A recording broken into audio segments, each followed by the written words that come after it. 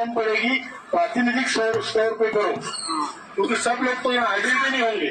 और कितने हमारे भाई लोग, चलिए हमारे उगड़े साहब चले गए, उस उपोषण मंडप में आते थे, कल उनको देवाज्ञा हुई। तो ये जो है ऐसे कई लोग हैं जो यहाँ अनशन करते करते ही हमारे साथ छोड़ कर चले गए, और फिर भी हमारा आंदोलन जारी है। ये आंदोलन एक युद्ध से कम नहीं है। युद्ध में अगर कोई सैनिक मरता है साथ में लड़ने वाला, तो उसको छोड़ के आगे आगे वाले लड़ाई की तरफ देखना पड़ता है। हमारा भी वैसे ही है। लेकिन ये सब आंदोलन जब हो रहा है तो ये किस लिए हम कर रहे हैं?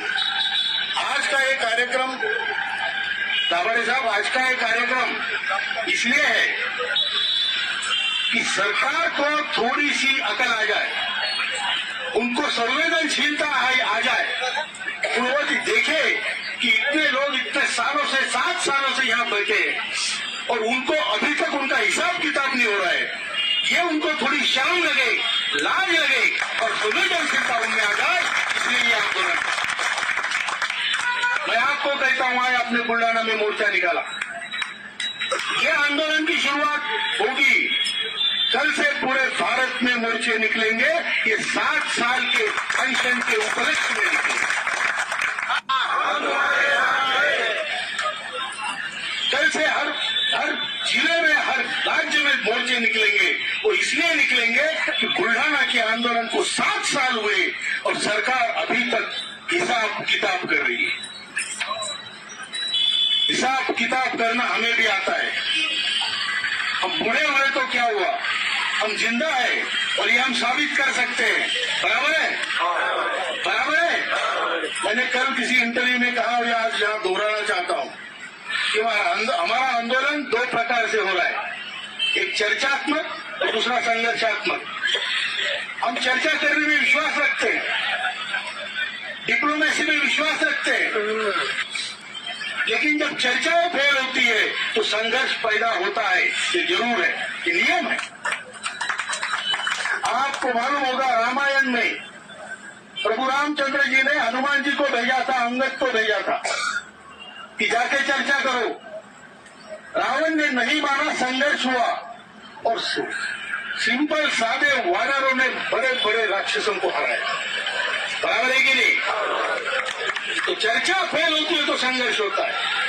महाभारत में श्री कृष्ण जी ने शिष्टाई की, उन्होंने कहा इनको 5 गांव दे दो, छोड़ो। कौरवों ने बोला नहीं, सुई के अग्र पे आएगी इतनी भूमि भी नहीं दूंगा। जब ये हुआ तो संघर्ष हुआ, और जो हल्की बाजू थी, कमजोर बाजू थी पांडवों की, उन्होंने कौरवों को हराया। कि ये हमें याद है कि हमारे लिए लेसन है और इसके हम चलेंगे। हमारी चर्चा अगर इस आने वाले बजट सेशन तक सफल नहीं हुई तो हम लोग भी संघर्ष करेंगे और उस संघर्ष को फिर या आर होगा या पार होगा। तैयारी है, तैयारी है, बस होगा। देखिए, युद्ध वही जीतता है जिसको खोने के लिए जिसके पास कुछ नहीं होता।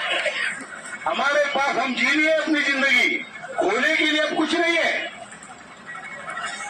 लेकिन जब हम डूबेंगे तो उनको ले डूबेंगे, ये जरूर बात है।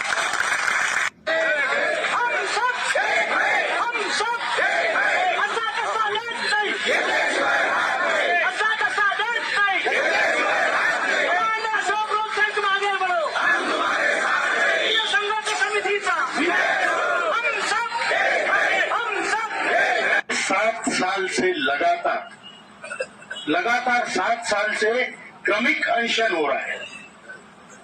क्रमिक अनशन मतलब दिन रात, चाहे धूप हो, ठंड हो, बारिश हो। ये आप जो झोपड़ी देख रहे हैं, ये झोपड़ी में EPS 95 नाम के यज्ञ की धुनी लगी है। जैसे हमारे पहले संतों के, पीरों के इसमें धुनी लगती थी, वो धुनी यहाँ पर जल रही है। ये हमारा यज्ञ है और संपूर्ण भारत इस धुनी से प्रेरणा लेता है। संपूर्ण भारत। लोग सोचते हैं कि जब ये लोग, हमारे इतने उम्र के लोग अगर सुबह शाम यहाँ बैठकर ये तपस्या कर सकते हैं तो हम क्यों नहीं कुछ कर सकते। और इसलिए पूरे देश से प्रेरणा जागृत होगी। यहाँ पर एक आदमी नहीं, क्रमशः कई लोग बैठते हैं। 7 सालों में हजारों लोग यहाँ पर बैठे होंगे। इसलिए मैंने संभाजीनगर टीम को बोला कि आपकी 25 साल यहाँ कम पड़ेगी। हमारा आंदोलन जारी है। यह आंदोलन एक युद्ध से कम नहीं है। युद्ध में अगर कोई सैनिक मरता है साथ में लड़ने वाला, तो उसको छोड़ के आगे आगे वाले लड़ाई की तरफ देखना पड़ता है। हमारा भी वैसे ही है। लेकिन ये सब आंदोलन जब हो रहा है तो ये किस लिए हम कर रहे हैं। आज का ये कार्यक्रम दाभाडे साहब, आज का ये कार्यक्रम इसलिए है कि सरकार को थोड़ी सी अकल आ जाए, उनको संवेदनशीलता आ जाए। वो देखे कि इतने लोग इतने सालों से 7 सालों से यहाँ बैठे हैं और उनको अभी तक उनका हिसाब किताब नहीं हो रहा है। ये उनको थोड़ी शर्म लगे, लाज लगे और संवेदनशीलता उनमें आ जाए, इसलिए ये आंदोलन। मैं आपको कहता हूं, आज आपने बुल्ढाना में मोर्चा निकाला। ये आंदोलन की शुरुआत होगी, कल से पूरे भारत में मोर्चे निकलेंगे। ये 7 साल के पेंशन के उपलक्ष्य